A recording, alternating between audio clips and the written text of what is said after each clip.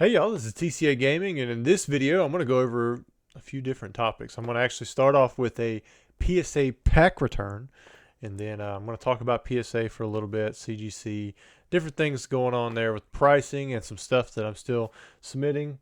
At the very end of the video, we're actually going to open up a Chaos Rising booster box since we haven't done much opening on this channel now. It's been like 2 weeks since I did a video. I had a lot going on, a lot of fun with the kids, a lot of fun going through Gary's collection, trying to submit things. And then, so I thought it was about time to do a little catching up. But let's start off with some of the stuff that I just got back from PSA. So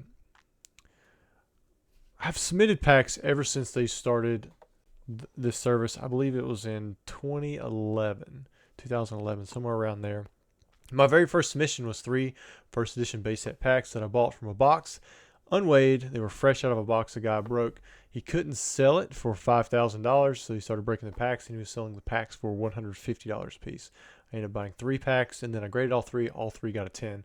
Had the very first Charizard in the registry, Charizard artwork for base set first edition packs, and then when I got the Blastoise and Venusaur back, I think it was the second Blastoise and the third Venusaur, so there were 6 total in the registry. But anyways, to this day, I still continue to submit packs here and there. And they've had the same problem pretty much since the beginning, and that's just inconsistency. These packs right here all came from the exact same box. On the last submission, there were several 10s and like 1 or 2 9s.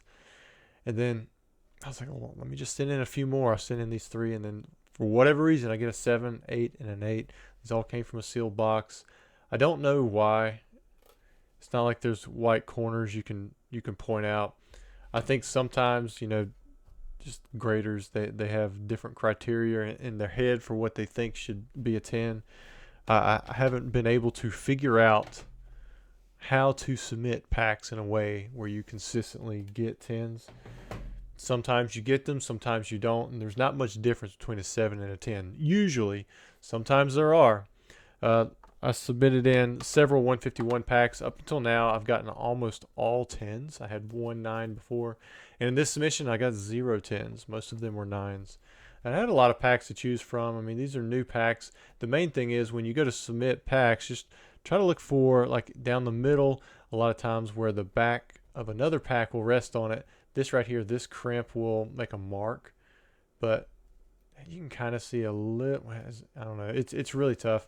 But anyways, so I go through, whenever I send them in, I go through quite a few packs before I pick one. And it just didn't do well in this submission. Same thing with Prismatic. Last time I submitted 8 of these packs, it was 2 of each artwork, or it might have been 10. I can't remember. It was something like that. But anyways, I only had 1 9. The rest were 10s. So it did really well. This time I decided to send in 4 of each artwork. And no, it was 5 of each artwork. There were 20 packs. And I think I did get 2 10s, a lot of 9s, and then several 8s as well. So I wasn't happy with that. But again, I mean, I had a lot of packs to choose from. I will say this. The only time I've ever weighed Prismatic Evolutions, what I do is the packs that I want to send in, I select those packs. So I had my 20 packs. And then I weighed to make sure that there wasn't one that was extremely heavy, because I think it would be a tragedy to put a God pack in one of these. And so all of my packs, anytime you buy off of my eBay, anywhere like that, they have not been weighed out for anything including God packs. And Prismatic has a God pack. So I did, after I selected the packs, I made sure that none of them were God packs, or at least I don't think there are. I've never weighed one out successfully because I've only weighed a few packs. And so I didn't see any that stuck out, and I would assume that a God pack would be much heavier. And so these might have, a single special art rare or something like that, but they're not going to have, I'm about positive, they're not going to have 9 special art rares in there, or special illustration rares, art rare on the Japanese side. Now, the one set I did really well on was Destined Rivals. I was able to get, I think, exclusively 10s on the Destined Rivals set. Sometimes that happens. It's like I get all 10s, or I just get basically no 10s. And for whatever reason, this one did really well. This pack order has been out for quite a while. It was well past the deadline, but I'm happy to get some of the stuff back. Brilliant Stars, I sent in 2 packs. In the past, I did pretty well on these. Usually I get a 10-10. A few times I've got 9-10. This time I got 9-9. And so it's like it's hard to argue with a 9. It's like maybe they found, one thing here or there. Silver Tempest, I sent in 2 packs, got 1-8, 1-10. So of course I'm happy with the 10. I will say Silver Tempest was a little bit. I didn't have as many packs to select from, so it was a little bit harder for me to select the best. But I tried to go with Lugia Artworks, and I would imagine likely what the main thing I was looking for is something here down the middle. But the crimps are going to be good. See, I don't know if they look at like the top here to see if there's that's lined up straight. I mean, you look at this one. I mean, it's obviously not. So it's a little crooked. So I wouldn't think that would be something that factors into what they're looking for a 10. Like you examine these side by side, I don't see much difference other than, I mean, like you can see both of them have the wrinkles. Neither one of them have like the crimp down the middle. But one's an 8, one's a 10, and obviously the 10 is going to bring more, even though it's really tough to tell the difference. These, I don't know what happened. Shining Fates, again, another set in the past. I usually submit a couple packs at a time for. I don't know. They both got 7s. You can kind of see. For whatever reason, maybe it was the color. They didn't like the color.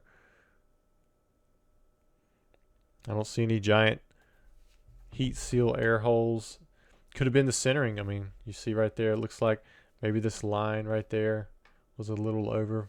If they were expecting it to be up and around, I mean, could be the centering.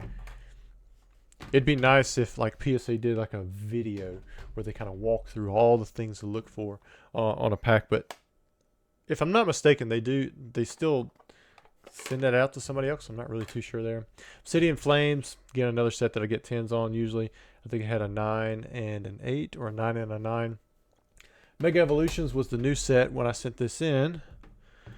And I was expecting to get some 10s. I got 1 10. The rest were 9s, maybe 1 8, but I think most of them were 9s. So you can kind of see, I mean, it's an encapsulated pack. It still will bring probably close to break even on the price. And I think with the Destined Rivals, that will probably put me over on where I need to be. Because most of these packs, I mean, they're just, at the time, I think 151 was about a $10, $12 pack or so when I sent it in. Everything else was probably like $5, $6, something like that. Shining Fates might have been a little bit more since it was older. But anyways, there's my PSA pack grading experience. Pretty much the same that it's been for a long time. I was seeing more PSA 10s maybe like 5 months ago, 6 months ago. It's definitely slowed down. But because of submissions like this, it's really hard for me to commit a lot of packs all at once. And also the demand really isn't there like it is with, cards. Like, if you have something, a regular size PSA 10 graded card, this is Yu-Gi-Oh, but if it was Pokemon, you could sell them all day long. Whereas packs, I think the price would quickly draw back, but who knows? The market's going to dictate itself there because it costs so much to grade a pack. It takes a long time to get back. Of course, that's going to mean that there's some added value to having it in that 10. There's a lot of risk. You never know whether or not you're going to get the 10. But anyways, I think it's a great service. I just wish I knew how to accurately predict when I'm going to get a 10 by looking at the condition or centering or the crimp down the middle, whatever it might be. But anyways, Yu-Gi-Oh! I'll talk on this briefly. I have still been buying out Yu-Gi-Oh! Cards. Well, not buying out. I've just been buying them for my collection, trying to complete the non-EN sets. What I mean by non-EN, if you look right here, this says LOD-099. Very quickly with Yu-Gi-Oh! Within the first 3 years, they started putting an EN between the dash and the number. I think it just meant English. And so I don't really collect those sets. I just collect the earliest sets. And this is one that I just recently won. But I've been buying a lot of cards off of Geezy on Instagram. Very knowledgeable guy. He makes his own sleeves. He threw in a bunch of sleeves, with this stuff. But there you go, Sage's Secret. SagesNC.com. Is he from North Carolina? I wonder if NC stands for something else. But the sleeves are pretty cool. I'm going to be using them for different cards. But for the most part, I don't collect a lot of raw, but I am making binders. And I do have binders for Yu-Gi-Oh! As well, because there's just a lot of cards not worth grading. But I like looking at the cards, and since I have them, it's better than just bulking them out for nothing if you have the older sets. When it comes to PSA, CGC, I am still submitting to both the companies. Like this right here, this is a stack that I'm sending to CGC. These are cards that I think would do better at CGC rather than PSA. And so I've got them set, ready to go. Pretty much anyways. You can see these are all Expedition reverse hollows. These are cards that I got from Gary. So like if we look at this bay leaf, there might be something here on the back. Like you can see that corner there. It's like an obvious white dot. Right now, it's almost worth the risk to try to get the PSA 10, but a lot of the cards that I'm sending the PSA that don't get the 10, they likely would have been a better bet if I just sent them to CGC, just because the 9 price, there's not as much of a gap as we see on the PSA 10. But also CGC has a a much quicker turnaround time and a much cheaper price. Here are some that I am sending off to PSA. Sending these through my account, and unfortunately, as many of you found out last week, the turnaround time for bulk has increased. It was at 95 business days, which is still like 3 times as much as CGC as it is right now, but it increased to 140 to 160, 140 to 160 business days. So you're talking like 8-month turnaround time, and that's if there's no further delays between now and then, because I have orders out now that are delayed that should have already been processed and been coming back, but they're not too far off. I will say PSA is they've been much more consistent after COVID, but seeing that 140 to 160, that is definitely starting to remind me some of COVID times when we had to deal with, as you guys know, I had some orders out 2.5 years. Most people got their stuff back within 2 years, even more so with a big chunk of it within 18 months. But they're not shut down; they're still taking stuff in. I've heard some rumors about bulk being not processed, but at least when my orders get there, I get this email now stating, "Hey, we've received your order." So I feel safe knowing that they've received it. Hopefully, everything's been processed, but even still. I'm still sending in cards like this to PSA. I mean, you're talking about like Japanese, non-holographic, older cards. I'm hoping that they'll pull the 10. I have noticed that there's been an uptick in prices on the 9s. So it's like, what do you do? I mean, you can see that their service is still in demand. The prices are there. It's worth it to send it, but knowing that your cards are going to be gone so long, I mean, the market could be drastically different a year from now. You're almost guaranteed, you're going to have these cards gone for 8 months. And I mean, it could be more. Maybe they'll speed the process up to where they come back faster. But just seeing that number, 140 to 160 business days. I mean, just 20 business days is a month fluctuation in there. But you got the time to get it there. They got to actually receive it, process it. Then that 140, that turnaround time starts. And then even after they grade it, you've got a few days where they're still figuring things out, whether or not you want to send it to the vault or whatever, and then you actually get the cards back. I will say I've started sending more cards to the vault. I like the idea of being able to just have the stuff sit there, and if I want to sell it, I can. I could just put whatever price on it, and I'll just let it go through PSA's eBay account. That's kind of cool. I'm hoping that the PSA partner program does get some revamps and updates. There's a lot going on there, but anyways, I do think there's a lot of potential with that program as well. But a lot going on where PSA's handling all this stuff, so hopefully eBay helps keep everything in check as well, and then everyone in the community that deals with seeing these things and constantly doing business with them. I'm hoping that turnaround times also do get better over time, but at the same time, I believe it speaks to the market and how far in demand this stuff is right now, how liquid it is. It's hard to believe that stuff has continued to go up or plateau and then go up again. We have seen some retraces here and there, but they've been really not that significant to the overall market. I mean, just look at the packs. Everything on Pokemon's website that's trading card wise, it's still sold out. Even Perfect Order stuff. Everybody was talking about how Perfect Order wasn't that great of a set, but it's still sold out. We have Chaos Rising. That's what we're going to be opening up today in this video. So let me get around to that. I did want to touch on one thing with both PSA and CGC that I am upset with. the cards that I had stolen by USPS. I've had so many cards stolen by USPS, and we can directly link it to the Charlotte Gastonia facility. That's where the weights drop off. Basically, they were taking packages, and they would slit open the package, take out whatever the contents were, and then they would tape the box back up, send it through. So I can't claim it as lost or damaged because it is fraud, so insurance won't even cover it. And so I had to file police reports on all the cert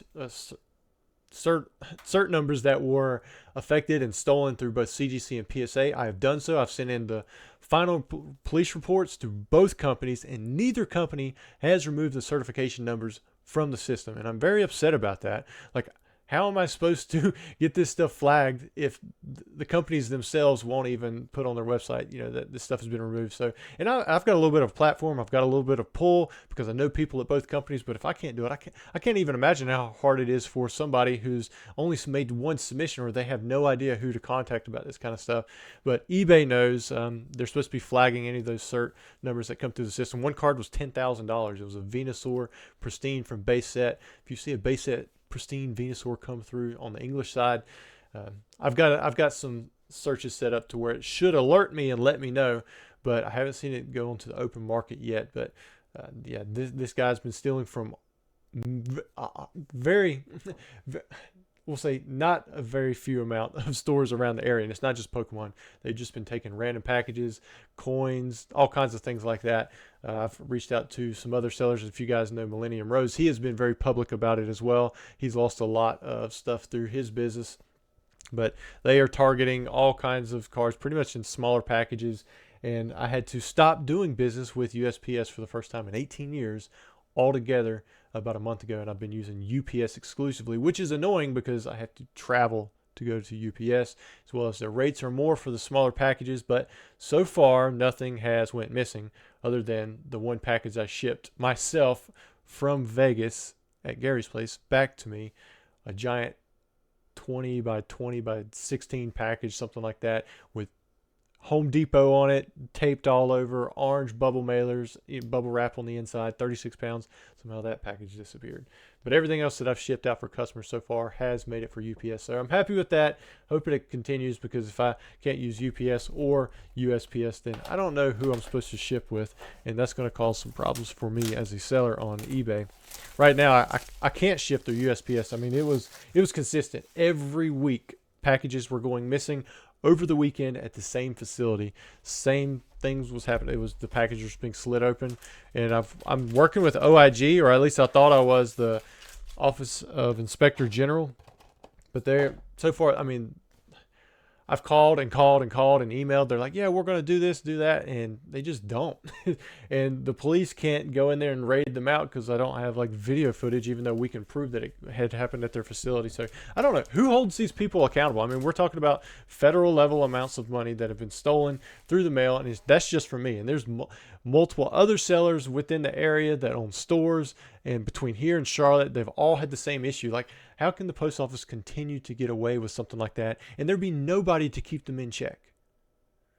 Like, what is the point of this Office of Inspector General if they can't go in there and just make sure it's not happening? Like, this is a brand new facility that it was switched over to, but yet there are places where workers can take packages that is off camera, steal product, bring the package back after they've taped it up, put it back on the line, and just send it on. Like, that makes no sense. Like, we are in the 21st century. We're dealing with AI, and we can't, like, the post office can't build a facility where everything is on camera. Sorry, I'll stop ranting. Let's get back to the happy. We'll go to Chaos Rising here, because I've tried to make my resolve with this stuff and just not think about it, but it's really annoying. Because I really like my local post office too, but they're the ones who lose my business because I can't ship through them because it's required to go from there to the Charlotte facility instead of Greensboro now, where I never had any issues out of Greensboro. Nitro Energy. All right, so far 0 hits. So I really haven't looked at anything from this set. I see the Greninja, but outside the Greninja, like the Dragogle, the Pyroar, was that Floette or Flabibi goes into Floette. Like, that all reminds me of Flashfire. This reminds me of Flashfire. A lot of this does. All right, there's our first hit. We have a Beedrill EX. I remember the Mega Beedrill Premium Collection boxes Those weren't very popular. It makes me wonder if cards like that one day in a 10 will be like some of your low pop stuff now that we're seeing from the EX, Diamond and Pearl, those eras that were just hard to grade, hard to find. Ampharos. I don't know what it is about Ampharos. It always just looks really cool to me. Pyroar was the best holo from Flashfire. Back then anyways. I don't know what would be now. Gudra, another card from Flashfire. I can almost guarantee that whenever they were putting this set together, they just took the template from Flashfire and they did like a copy paste, and they probably just removed the Charizards, added in a few other cards. The Mega Floette. Changed up the megas. There's just so many similarities in this set that I'm seeing. Del Fox, got the Keldeo. It's funny how you can see that with almost every set that comes out in Pokemon. It's like you know where it come from, like what they based the set off of. Ooh, there's our first illustration rare. Got a Metang. It is OC, unfortunately, but we get to see the artwork, so that's really cool. I don't think it's this would have been perfect for a cameo to give to my wife if there was another Pokemon in it. I don't think I see another one.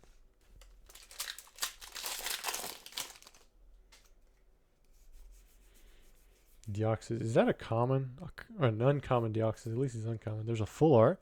Got an Emma. I'll have to give that to my daughter. That's pretty cool. She also is a brunette. Her hair's a little bit longer though. And she definitely doesn't look like a teenager yet.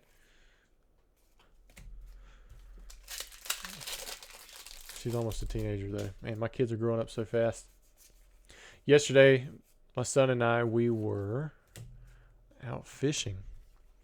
I don't do a lot of fishing nowadays, but we made a new friend at church, and he likes to fish. I mean, he's 27, but if you did not see him, you just heard him talk, you would think he's 90. Like, he makes his own applesauce. He grows cane so that he can have it squeezed out by a friend, and then he'll eat the sweetness, which is like molasses out of it. He grows his own corn to make cornmeal. I mean, he does a lot of farming. He's actually from Russia, but he sounds as redneck as you would. It's all get out. Like, you could definitely tell that he was raised here. But he's been taking us fishing. Yesterday we went fishing in the mountains. It was near Linville Falls. Beautiful area. As soon as we get out there, it's probably about a 30-minute hike or so. As soon as we walk up to the water, you can see a snake. He just slithers off into the water. It's a pretty big one hanging out underneath the water. But you can see big bass just sitting in the water. I mean, they look like, maybe like this, but they're far enough under the water that he says as soon as you pull them out, they're going to be a lot bigger than that. I couldn't believe how many big fish were in this area. And they just weren't biting. We ended up catching 2 fish, but it was a couple brim. But that was it. We were there for several hours. If my face looks a little red, the sun did get to me some. I had my shirt off for a couple hours, but I was feeling it enough to where I actually had to put my shirt on. I didn't think that in cold water like that you could have catfish, but there were a couple deeper spots and the sun was hitting the water just right. And the catfish were just sitting on the bottom, hanging out, lazy as you would think a catfish is. We actually found 2 sections of catfish, but we didn't catch any of those. Mega Dragaogle, another Flashfire card. Greninja wasn't. Greninja was actually Breakpoint.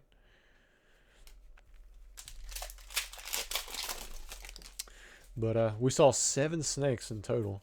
They were all just swimming through the water or underneath it.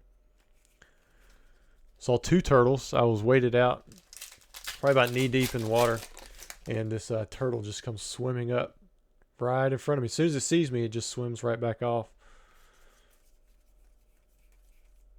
Had several big fish jumping out of the water. But after, I think it was about 4:30 or so, we ended up calling it. and we just swam for a little bit. It wasn't terribly deep, but where we jumped in, it was about 10 feet deep water. Most of it was, there was a section that was really shallow that we were fishing out of. Caught one fish there. And then another section that was deep, kind of like that. You still had to watch out for rocks and trees and stuff. But nothing big. No big fish. They just like looked at, like you could see all the fish. That's what it was nice to be able to see the fish, but it was also very frustrating. You'd drop your line in, you drag it right in front of like 10 fish. I mean, they were just so big they'd look at it and then they didn't care. And of course, all the little fish were chasing after the thing. What we got here? Roxy's Performance. Nice. So we have a special illustration rare. So we've got 2 illustration rares, 1 special illustration rare. Was that 1 full art and then several regular EXs. Another Ampharos. Kind of like this set with the reverse hollow Deoxys and just other cards that they're not, you know, your typical Charizards, your Blastoises, your Dragonites, Mewtwo's, that kind of stuff, but still really popular Pokemon. Claydol, Mega Gallade. We still have 4 packs to go, and then this will be a full booster box of Chaos Rising. Keldeo. I have to go through the commons and uncommons and try to build a binder set. Energy Retrieval. There was a secret rare Energy Retrieval in the XY era, but it was not Flashfire. Flashfire had like Lysander, which is your, I guess you could say it's like your Gust of Wind, but you got to discard a card. I think that's what you got to do, or it's a supporter or something like that. You had Pokemon Center Lady, that was a pretty good one. And then one other trainer, can't think of the name of it, I can see it in my head. It's Claydol, and then you got Ho-Oh. I don't know why. Like everybody goes for Lugia over Ho-Oh. Well, not everybody, a lot of people do, but I really like Ho-Oh better. Makes it easier to collect, that's for sure. All right, so it looks like a standard booster box for what you should have for your typical rates. You got an illustration rare, you got a full art. Here, we'll zoom out just a little bit. Oh, zooming in. There's a mega. There's a special illustration rare, which is probably once in every 2 boxes. Got a regular EX, mega, full art, mega, regular. So we pulled 3 illustration rares, 2 full arts. Got 4 mega EXs, 3 regular EXs. That's 3, 7, 10, 12, and then you got your wild card, probably this or like a gold card. All right, guys, hope you enjoyed the video. Covered a lot of different topics, so sorry, I realized the title isn't going to be able to focus on anything, or if it does focus on one thing, you're going to get a lot more than that. But hope you enjoyed the video. Hope my rant didn't take too long, but I could rant on that a while about the stolen cards and how it's just like the post office gets away with it. Whoever's working with them, and nobody wants to do anything. But anyways, guys, appreciate the time you've taken to watch the video, especially after a 2-week break. I don't know how many videos I'll be posting during the summer, but I'll try to post as much as I can when I have something to say that's not already been covered by probably every other channel on YouTube. Thanks.